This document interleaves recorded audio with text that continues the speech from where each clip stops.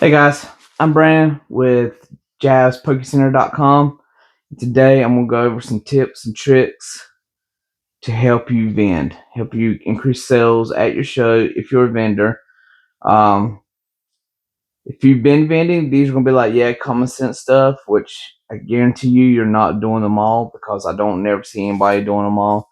If you're new to vending, if you're thinking about vending, if you do these from the get-go, it will help you hit the ground running. So the first one, it sounds simple enough, but I'm telling you, not everybody does it, and it will make you stick out. Greet everyone. And I'm not talking about just people that come up to your table. I'm talking about greet everyone that walks by your table. If they're not at somebody else's table, because I feel like, that's like an untold rule. You don't greet somebody at somebody else's table because it looks like you're trying to take them.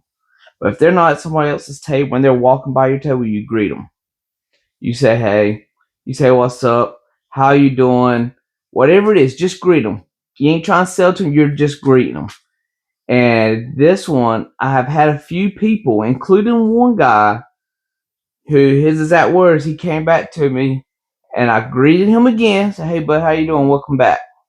You see him once, always welcome him back. I tell you that they, for whatever reason, they eat it out of my hand.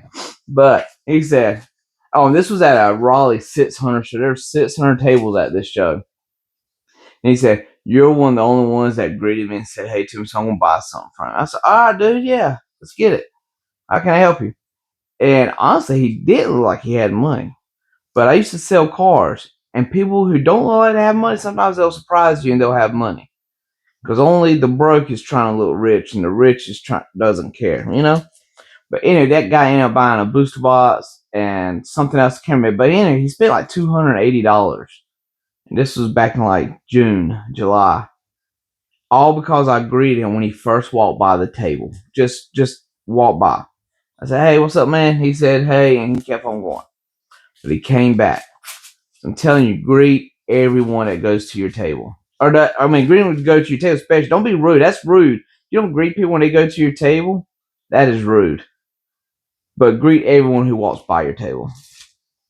Second one. This one helps. You need to have freebies for the kids. And I'm not talking about so much for your teenagers.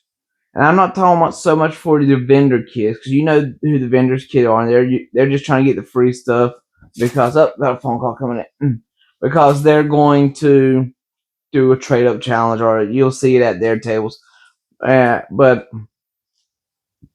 a freebie to the kids, and it ain't got to be expensive.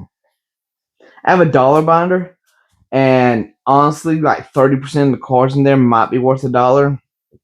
The rest of them are just really cute, popular Pokemon that kids like. And they're like reverse hollows and stuff like that. They're not expensive cards at all. And I probably give away cards out of that 95% of the time. Rarely does anybody buy a card out of there. I mean, sometimes I have really good deals in like a $2 card, $1.50 card. Like this one guy, he went through and he was picking up all these cards. And I was like, hey man, honestly, I give those out to kids. I'm not trying to sell them all to you. If you can save some for the kids, putting some on the back. But like if you get collection boxes, you rip them over them promos, freebies. Stickers, oh man, kids love stickers, freebies. The coins, kids love coins. So like the little kids who probably ain't old enough for cards, they're getting like stickers and coins. The older kids are getting pick a card from the dollar binder. Okay? And that is going to help you because sometimes, not all the time, and it's not expected because they are free. You expect it, you're already starting on foot. But sometimes the parents will be like, well, let's buy something from this man to help support him since he gave you something free. And it might only be a pack. But you know what? They were walking, and I stopped. Excuse me, sir. Ma'am, excuse me. Come here. You gotta let them pick out a free card. Do they want a sticker? Do you want a coin? You call them to the table when they're walking by. You get them come to you, give them the free stuff. Honestly, 80% of the time they're just going to tell you thank you and keep on going about their business. 20% of the time though, you're going to make a sale that you didn't make beforehand. So that's number 2. Number 3. Go where the other vendors ain't. Everybody and their mama is at One Piece right now. I have not switched to One Piece. I'm staying home on Pokemon. I had the best show I ever had last weekend. And I was one of the few vendors who didn't waste time, didn't waste money, didn't waste space on One Piece. Now, granted, they might have made money in the short run, but I already have people coming by to my table looking for me. Like, I went to the restroom and I came back, and a few minutes later, this guy came, oh, man, I was wondering where Jabs was. He calls me Jabs. I walked by earlier, you want here? And I was like, yeah, I had to go to the restroom. But anywho, you start, they'll know. But it's not just like the One Piece Pokemon thing. A couple months ago, I went to Japanese. There's been more shows than once where I've been the only Japanese vendor. And when I'm not there, there's only a handful of other people doing Japanese. So your competition is real easy. Or real less, I guess. Whatever. So you want to don't follow the herd. Don't get that herd mentality and just keep going with it. Try to find the little niches and little grooves where other people ain't. Because that's going to make you stick out. You're going to have less competition at vendor shows, and that's going to help you get some sales. Next one. And honestly, a lot of these, like the Pokemon community pages on Facebook and stuff, when people's like, what's one thing you don't like, or what's one thing you do like? Honestly, most of these are in them posts. But don't look like a scalper. If you're a vendor, chances are you have scalped before in your life. And you know what? It is what it is. I work full time, wife work full time. We do not scalp as much as we probably should, honestly, because we can make so much more money. But we don't. I still get 80-90% of my scalpable stuff from shows from other scalpers. But you walk in and you see a vendor and all they got is the latest Sam Clubs drop. All they got is the latest Walmart drop. All they got is the latest GameStop exclusive drops. That just reads scalper. He ain't got hardly any singles, ain't got no other seal stuff. Just reads your scalper. And that puts bad taste in some people's mouth. So I would try to avoid looking like a scalper. I had the Temporal Forces ETBs, still got a couple left. I had Paradox ETBs, still got a couple. Might not have a couple left from that one. I had a bunch of ETBs, Pokemon Center ETBs, like not your scalper, so where you went to Walmart and cleared the shelves. And that has helped. And I really think that's helped. Because people will go to your table and they'll talk junk about the vendor they've had 3 booths down who has the latest Sam's Club drop, and that's all they got on their back shelf. So you want variety, and you don't want to look like a scalper. Another one. It's time consuming, but it works.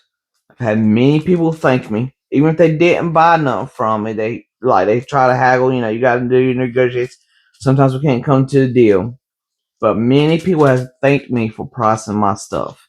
You want everything at your table price. There's not nothing at my table price. There might be something moved on the table, and I might not have a price on it, but that's because it's on the back shelf with a price on it. Every card is priced, except for the dollar binder, but it's because every card in there's $1. I don't know how annoying that sound is, but anyway, so everything's priced at the table. People love it. There's nothing more irritated than somebody asks you how much for this card, and then you go look it up. Because even if you're not trying to rip them off, they're automatically going to assume you're ripping them off. You're trying to get the latest and greatest. They're going to feel ripped off. Go and have it priced. Have it priced. I do all my pricings Thursday night and Friday night before the show on Saturday or Sunday. Go and have everything priced. I have a notebook. Matter of fact, I keep up with like my seal stuff, so I ain't going through looking at it, and I just redo it right there. The cards, $5 and above cards, singles, I reprice. The packs always reprice. Sleeves always reprice. I was doing every card over $1, but that was just too time consuming. Most of the 5 and below don't change anyways. A lot of the 10 below don't change, but I'll check them. Price everything. And then another one. This was a tricky one. I've done it before. I do it every show. It does help. If anything puts you in good graces with other vendors, I'll look at the vendors around me, especially if I have time before the show starts, walk around the ones around me and see what they have that I don't have. That's the key. See what they have that I don't have. Sometimes I'll even go, "Oh, you have Journey Together booster bundles? Yeah, I ain't got that. Yeah, I got a lot of the," and I'll tell them whatever something I have that I know they don't have. Because I look at their stuff. People come to my table, they're looking for Journey Together booster bundles. Nah, I ain't got none, but this guy right here, he has some. Go check him out. And sometimes the vendors will return the favor and send people to you. Sometimes, are you the table that has Mega Dream? Are you the table that has, sometimes I feel like it's good karma. So I do that. Like, I know Levi, a lot of times we've been next to each other. I know he's into the more vintage stuff, and he buys a lot more of the higher dollar ends. So I want to help him out as much as I can. Somebody comes to me with some vintage stuff they're looking to sell that I'm not interested in, some high end stuff like slabs, because I don't do a lot of slabs. No, I can't help it. But this man right here beside me, that man, he's got you. He's got you. And I would hope Levi would do the same. So there's that one. Now the last tip. This one is free. I mean, they've all been pretty much free, but this one is a one that nobody thinks about, I don't think, because I don't know why they don't do it. I'm going to say there's probably been shows where I've been the only one doing this. And I'm going to say most shows, only 10% of vendors do this. So if you do this, this will leaps and bounds above everybody. Have bags. My wife does the Walmart Plus. We get, Walmart ships the grocery to us or gets delivered. We have shitload of Walmart bags. We have these little canister things in the pantry on the door just crammed in there, right? Well, I have a bag. It's a big purple tote bag, and it's full of nothing but grocery bags. And I cannot tell you how many sales over the past 6 months, whatever. But I do know for a fact this trip made me $500 at least in sales this past weekend. You got people walking around, their hands are full. They're, like they just got shit all up on their arm, like they look miserable. They got their backpack on. They don't want to really stop at the table no more because their hands are full. They're on a mission for something. This is what hey, how y'all doing? Hey, good. And they keep on walking, right? Before they get at earshot. Hey, if you buy something from me, I'll give you a bag because I care about my customers. They'll stop. Someone, oh, no, I'm good, but someone will stop. Someone will say, yeah, I could really use one. They might only buy a pack of cards. This one guy, he bought Sergeant Sparks pack, $6. I was like, you want a bag for your pack of cards? He said, yeah, if you don't mind. I gave him a bag. I, opened up, laid it out on the table for him. Because he won't put that pack in there. He put it in his ETBs and whatever else he was carrying in there.